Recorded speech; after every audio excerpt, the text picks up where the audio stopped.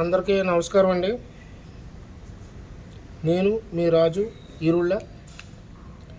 అయితే నేను మాట్లాడబోయే టాపిక్ బోరుగడ్డ అనిల్ కుమార్ కోసం. నేనేమంటానంటే, వాడికి చింత చెట్టుని చంపేసినా, చింత చెట్టుని నరికేసినా అది ఏదో రకంగా భూమిలోంచి మళ్ళీ ఏర్లు పోసుకొని వస్తుంది. అందుకనే సామెత వస్తుంది, అది చింత చచ్చినా పులుపు సావలేదు అని. ఆ సామెత అదే.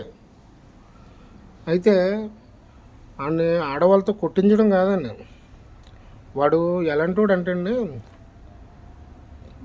పోలీసు వారితో చెప్తున్నాను, వాడు ఎలాంటోడు అంటే అండి, నాగార్జున గారి సినిమాలో ఏదో సాయి కుమార్ గారి తమ్ముడు క్యారెక్టర్ పోషించాడు. అందులో ఇలా కొడుతుంటారు. ఆయన కోపం వచ్చినప్పుడల్లా, ఆయన కావాల్సిందల్లా అనుకున్నప్పుడు ఇలా కొడుతుంటాడు ఆయన. అలాంటి సన్నాసాడు. అందు గురించి రైట్ సైడ్ చెయ్య, లెఫ్ట్ సైడ్ కాలు తీసేలా. అది కాదంటే మాకు ఊర్లో ఎడ్లకి బుడ్లు కొడతారు. ఏదో ఒకట చెక్క పైన బుడ్ల మీద చెక్క పైన చుట్టుతో కొడతారు.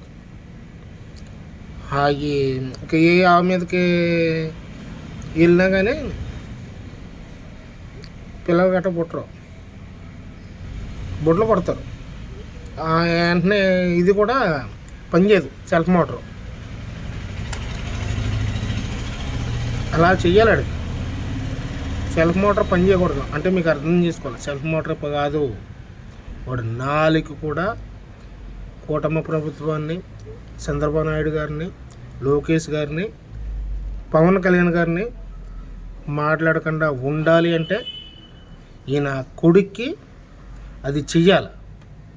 అది చేస్తే జీవితంలో మళ్ళీ వాళ్ళు గొడవ ఎత్తితే నన్ను అడగండి, బొట్లు కొట్టండి. నాలుగు పని చేయకూడదు, ఫస్ట్ నాలుగు పని చేయకూడదు, బొట్లు కొట్టాలి. అడిగి బొట్లు కొడితేనే వీళ్ళు గొడవ ఎత్తడు.